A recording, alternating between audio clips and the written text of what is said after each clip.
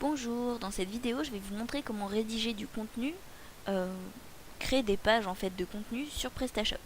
Donc PrestaShop à la base il n'est pas fait pour créer des pages de contenu, vous ne pourrez pas ajouter un blog à votre PrestaShop ou des articles avec des actualités, en tout cas pas sans avoir ajouté une fonctionnalité supplémentaire, ce qu'on appelle un module. Voilà. Mais de base vous avez la possibilité quand même de créer quelques pages, ce qui peut être utile si vous voulez par exemple présenter votre entreprise.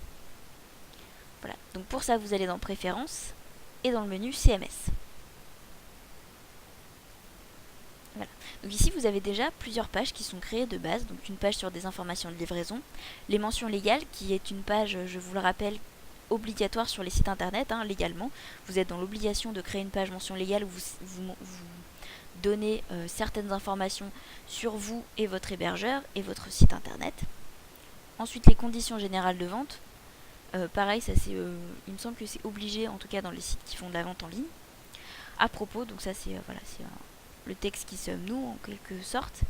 Et ensuite, ça c'est une page de paiement sécurisée qui est créée aussi automatiquement quand vous installez WordPress, PrestaShop, qui est fortement conseillé parce que ça rassure les clients pour acheter. Donc ces pages, vous les avez là sur le côté, vous pouvez les rajouter dans le menu principal aussi. Donc ici elles n'y sont pas mais on peut le faire. Et vous les avez aussi en bas. Plus certaines autres pages. D'accord. Alors, pour modifier une page qui a déjà été créée, c'est très simple. Vous cliquez sur la petite icône modifier. Si vous voulez supprimer la page, vous cliquez sur supprimer. Et si vous voulez désactiver la page, vous cliquez sur la petite coche verte, là, affichée, ou la petite croix rouge, si jamais elle est plus affichée, pour les réactiver. Ok. Donc, voilà. Vous avez aussi des catégories de CMS. Alors par exemple, j'ai dû créer un site où on a publié quelques recettes de cuisine puisque c'était le site d'une épicerie. Voilà, et donc on avait créé une nouvelle catégorie de CMS. On va le faire ici aussi. Donc je vais créer une nouvelle catégorie qui s'appellera recettes.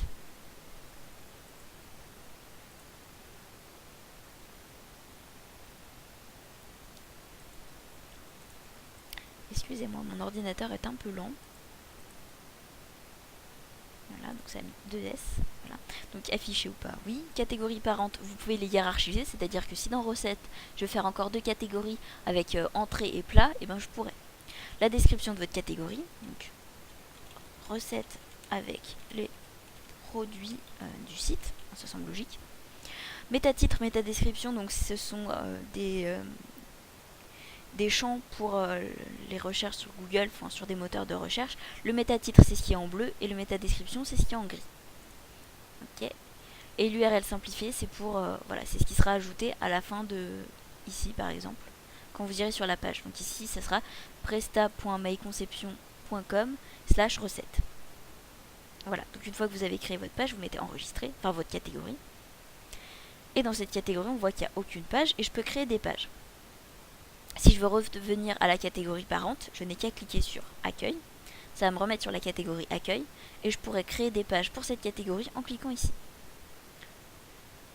Donc, imaginons, je veux créer une page de recettes, donc je clique sur ma catégorie recettes, il n'y a aucune page, je vais créer une nouvelle page. Voilà, donc là je vois, c'est bien dans recettes. Le titre, qui est aussi le métatitre, donc qui est utilisé dans les moteurs de recherche. Une recette de quoi? Une recette de ratatouille, par exemple. Donc je mets le titre, description. Recette de ratatouille avec les bons produits de chez Test. Test qui est le nom de ma boutique. Les mots-clés que je ne vous conseille pas forcément de mettre puisque ils ne sont plus ou très peu utilisés par les moteurs de recherche. Et enfin le contenu qui est le plus important du coup. Alors vous voyez, vous avez un éditeur de texte que vous pouvez passer en plein écran pour que ce soit plus simple. Donc ici, vous rédigez votre contenu, ou vous le copiez-collez depuis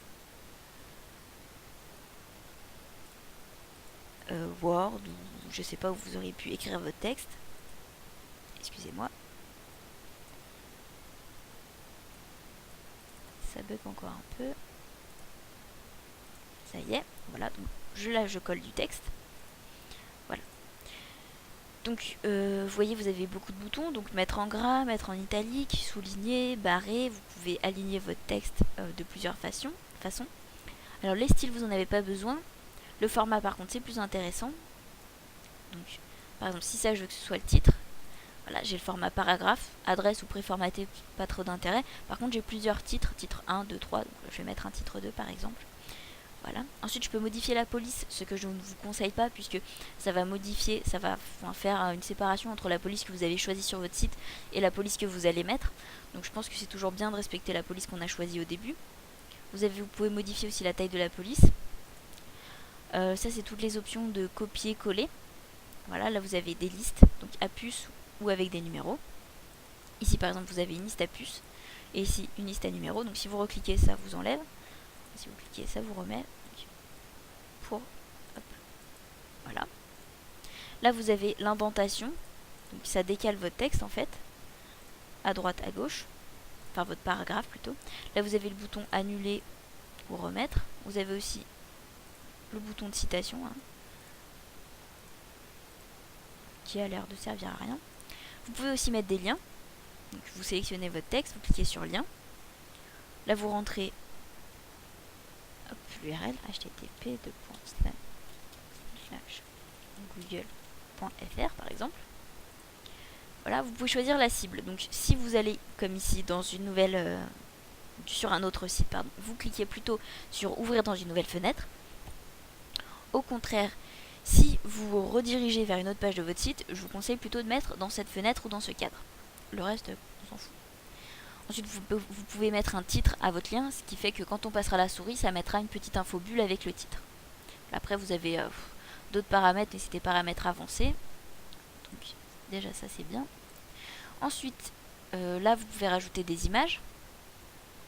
Ici, c'est pour ceux qui savent faire du code HTML. Vous cliquez, vous pouvez éditer le code de votre page.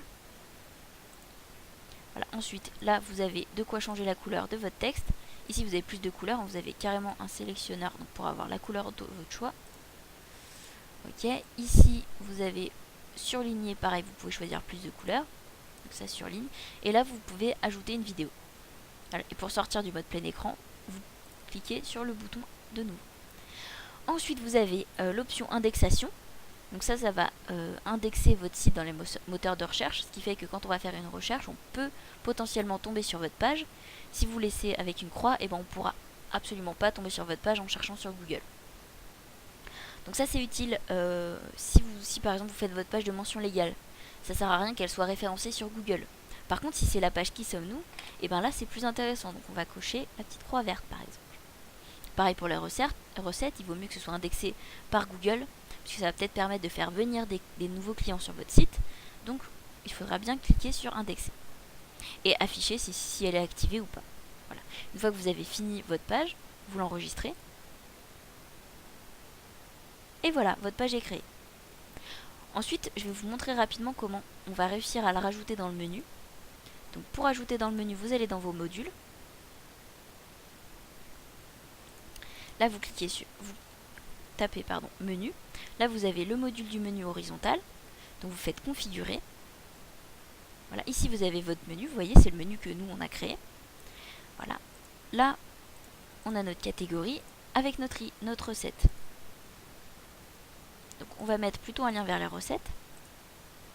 Voilà, vous voyez, je peux rajouter les pages, les fournisseurs, les catégories, etc. Si jamais vous avez besoin pour le menu. Donc une fois que c'est fait, vous pouvez mettre enregistrer. Vous pouvez changer la position, aussi mettre les recettes en 2.